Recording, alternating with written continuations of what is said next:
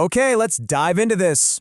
Welcome to The Explainer. Today we're exploring a frontier of science that bridges the gap between, honestly, our deepest biological fears and our greatest biological hopes. We're talking about the cutting-edge science of cellular aging, tissue regeneration, and the holy grail, true cellular rejuvenation. If you've been following the longevity space at all, you know there's a massive shift happening right now. We're moving away from just treating the symptoms of aging to actually reprogramming the fundamental software of our cells. And the wild part? It all starts with a profound biological paradox. So think about this. What if the very mechanism that protects you from cancer is also the exact same thing making you older? It's the ultimate biological catch-22, and it's the central mystery we're unpacking today. For decades, scientists viewed aging and cancer as basically two completely opposing forces. Cancer is this unchecked, rampant cellular growth, right? And aging is the gradual decline and shutting down of cellular function. But as we're going to see, they're intimately, inextricably linked by a single powerful cellular program. Now, what's really interesting about this slide is how clearly it maps out the biological landscape. On one hand, we've got the recognized hallmarks of aging, things like telomere attrition and mitochondrial decline. On the other hand, we have the hallmarks of cancer, like genome instability and aggressive, unchecked growth. But look right there in the center. Sitting perfectly at the intersection of these two massive biological domains is cellular senescence. It's the bridge. To understand aging, and really to understand how we might actually reverse it, we have to understand what this state is all about. So let's define it. Senescence is essentially a state of permanent cell cycle arrest. You can think of it like a cellular emergency brake. When a cell experiences severe stress, say from DNA damage or a suddenly activated oncogene, it has to make a quick decision. If it keeps dividing, it could easily spiral into a tumor. So, to protect the whole organism, the cell pulls that emergency brake. It uses specific biological pathways, like p53 and p21, to permanently halt its own ability to divide. And in the short term, this is fantastic. It stops damaged cells dead in their tracks. But there's a pretty major catch. The catch is that these cells don't just quietly fade away and die. No, they enter a state characterized by something called SASP, the senescence-associated secretory phenotype. While they've completely stopped dividing, they stay highly metabolically active. They start spewing out this really potent, complex mixture of inflammatory mediators, cytokines, and growth factors. They essentially turn into these tiny, toxic factories inside your body, shouting to the immune system to come clear them out, while simultaneously altering the entire tissue environment around them. So here's where the double-edged sword really cuts. The good of senescence is that immediate tumor suppression. It's an absolutely vital defense mechanism, especially when we're young. But the bad is its devastating long-term cost, because as we age, our immune system just gets less and less efficient at clearing these senescent cells out. So they begin to accumulate. They build up in our lungs, our joints, our skin, and their continuous SASP secretion drives this chronic low-grade inflammation. This is what scientists call inflammaging, and it degrades tissue architecture, exhausts local stem cells, and drives conditions like osteoarthritis and pulmonary fibrosis. It's literally aging us from the inside. And honestly, this brings us to the deepest, darkest irony of the whole paradox. While senescence starts out as this vital defense against cancer, the chronic accumulation of those SASP factors, specifically things like interleukin-6 and interleukin-8, can actually backfire spectacularly.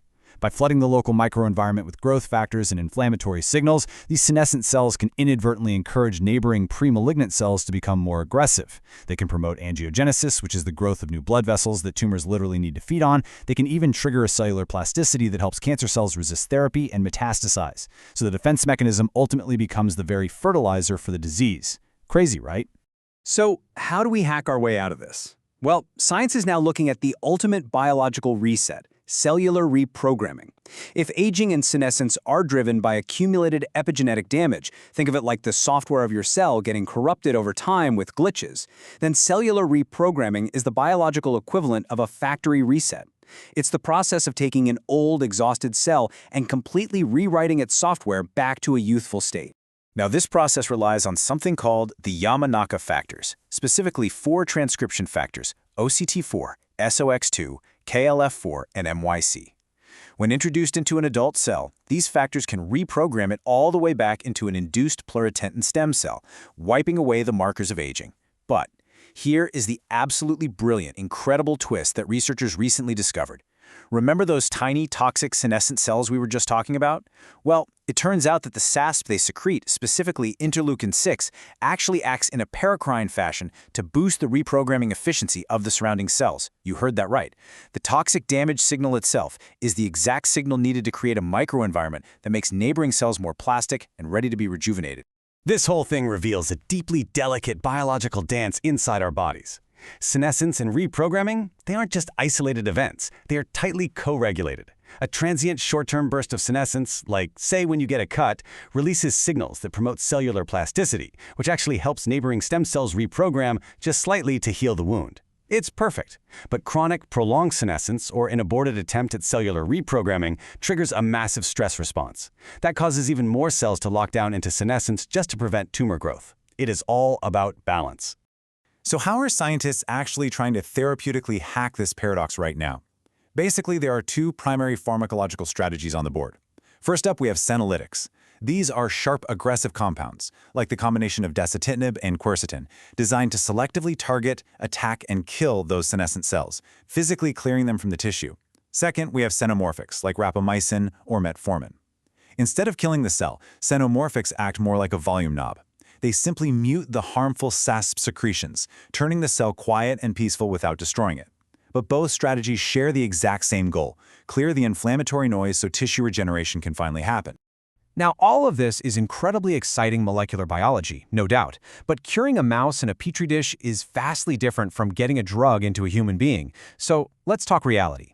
To bring cellular rejuvenation to the public, companies have to navigate the incredibly strict and rigorous regulations of the FDA. And for the longevity field, this presents a wildly unique challenge. To understand what they're up against, we really have to look objectively at the FDA's current regulatory framework. First off, the FDA does not recognize aging itself as a disease, so you unfortunately can't just walk in and run a clinical trial to cure getting older. Second, the FDA currently doesn't accept any single aging biomarker, like an epigenetic clock for example, as a substitute for a clinical outcome. Because of this, developers simply cannot promise whole-body rejuvenation. They have to prove that their therapy safely treats a defined specific disease condition where the clinical benefits clearly outweigh the risks. So the crucial point is, how do longevity companies actually get their groundbreaking reprogramming therapies into clinical trials under these rules? Well, they use what industry insiders cleverly call the Trojan horse strategy. Instead of pitching a generalized anti-aging drug, they anchor their cellular reprogramming technology to a very specific, recognized age-related disease. By solving for a localized, targeted issue, they can effectively sneak the underlying rejuvenation technology right through the regulatory gates and gain FDA approval to test it in humans. Let's see how this actually plays out in the real world by looking at two vanguard companies leading the charge right now. First, Life Biosciences. They are targeting optic neuropathies, specifically glaucoma and NAION. They're using an epigenetic reprogramming therapy called ER100, and they deliver it locally to just one eye. Next, you have Biotechnologies. They're targeting skin rejuvenation with their TRN001 therapy, utilizing their proprietary mRNA-ERA technology delivered via these really unique eternal lipid particles. Both companies are using extremely targeted delivery to specific tissues to prove the broader systemic concept of a cellular reset. Let's look a bit closer at Life Biosciences, because they recently achieved a massive milestone by getting their Phase 1 investigational new drug application approved by the FDA. Let's break down why their highly pragmatic playbook actually worked. First, they didn't ask to treat aging. They targeted glaucoma. Second, they minimized systemic risk by using localized delivery, injecting the viral vector into just one eye. Crucially, they built in a clear drug on-off switch to precisely control the gene activity, which, as we learned earlier, is absolutely vital to ensure cells don't accidentally overproliferate and cause cancer. And finally, they are measuring standard accepted clinical outcomes of visual function rather than relying on abstract biological age scores. And let me tell you, the market is paying very close attention to this pragmatic approach. Life Biosciences recently secured a fully subscribed $80 million Series D financing round. Think about that. $80 million injected directly into partial epigenetic reprogramming.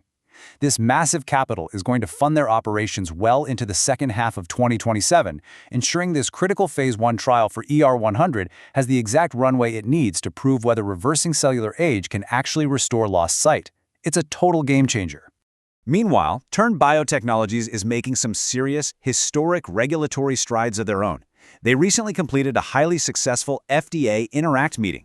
The agency reviewed their progress and plans for TRN-001, which is an mRNA medicine designed to repair damaged skin right at the cellular level, improving integrity and combating that cell senescence we just talked about.